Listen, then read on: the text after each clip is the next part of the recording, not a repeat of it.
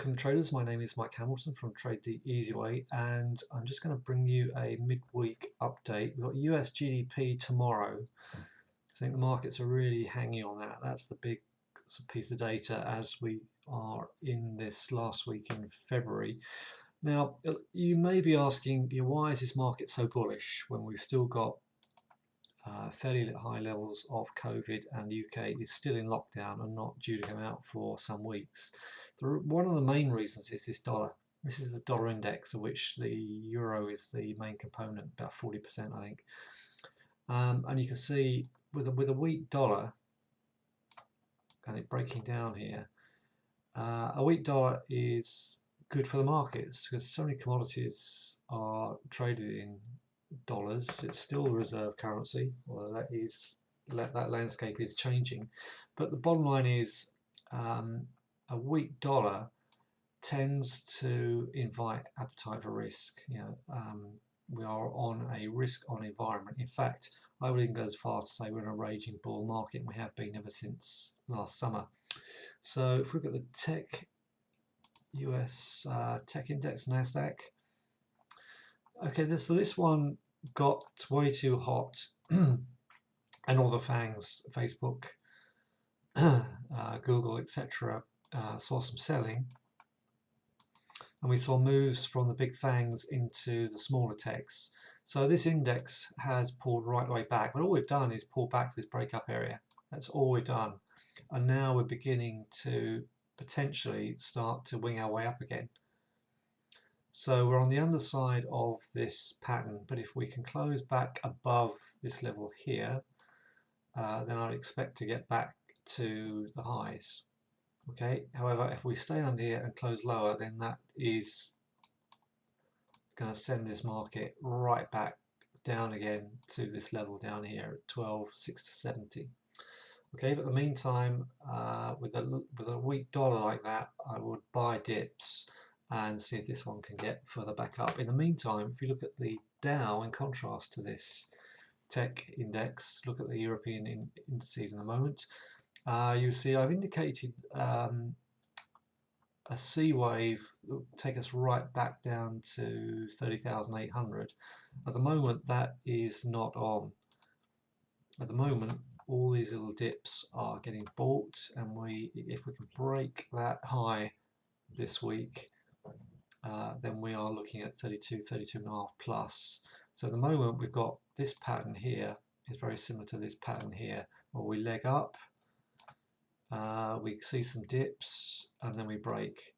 So we've legged up, the dips are getting bought, now we just need to see if we can break up. Okay, so that's why I'm buying dips in the Dow and not shorting. Let's look at Europe. FTSE. So we had this breakout here in the 8th of Feb, huge move up.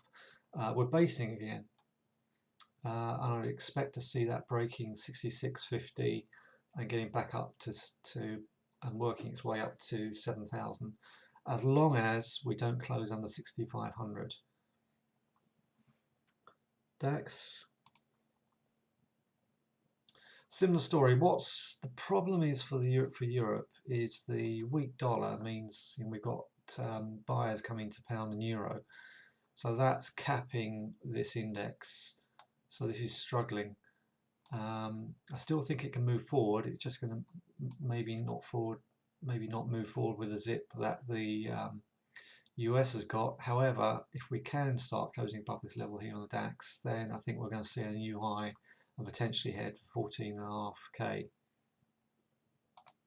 Moving on to commodities, gold. I think this is potentially basing.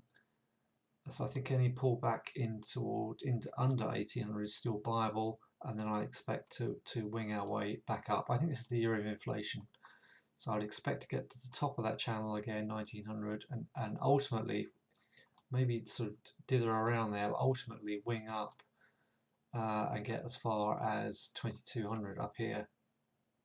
Okay, so if we can break out of this pattern here, then look for higher numbers. Silver's already picked up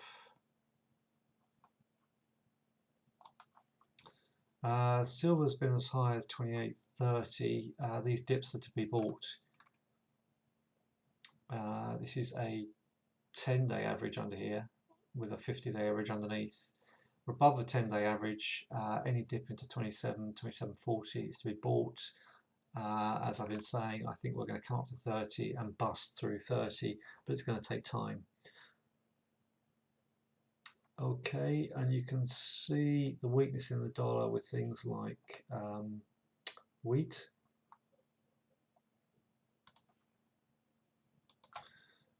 Wheat is right at the top of this channel, so if we break up here, I think we can bust up. We're going to see 7 next. I personally, I'm not in this yet. I'm still waiting for this to dip. I'm hoping that this is going to become a bit of a head and shoulders, and we're going to pull back, because I would like to see this dip further back in. So although at the moment we got the potential to break up on a weak dollar, I'm not trading this at the moment for seasonal reasons. Cyclically, this falls back into late winter and then starts to get going early spring. Okay, so pound.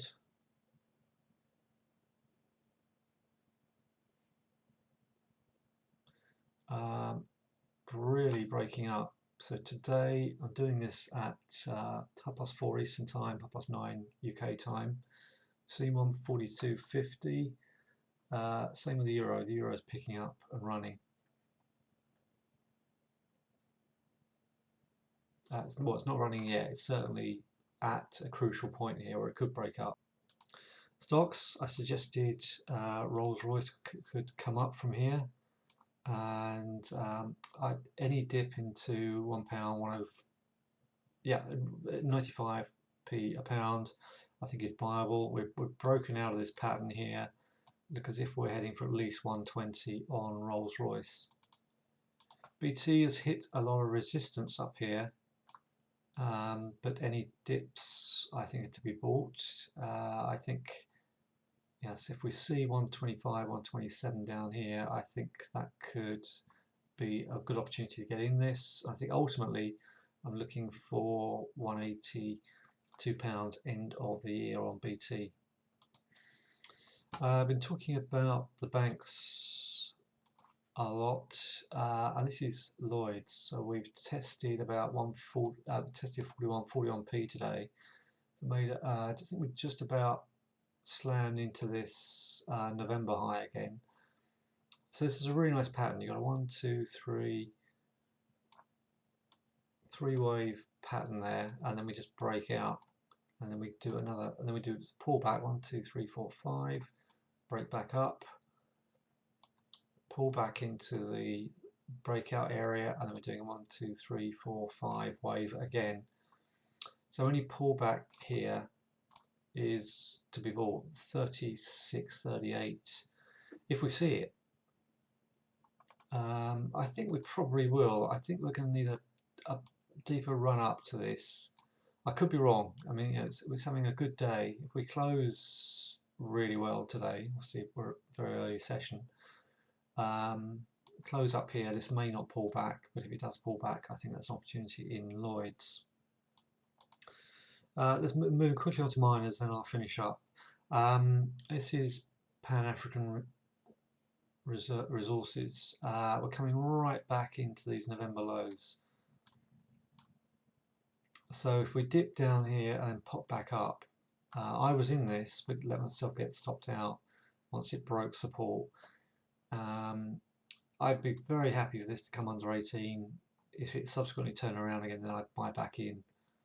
So I've got a half size position down here, so I don't go in full size early days, particularly as I hadn't got I was buying support but didn't get confirmation, so my half size got taken out.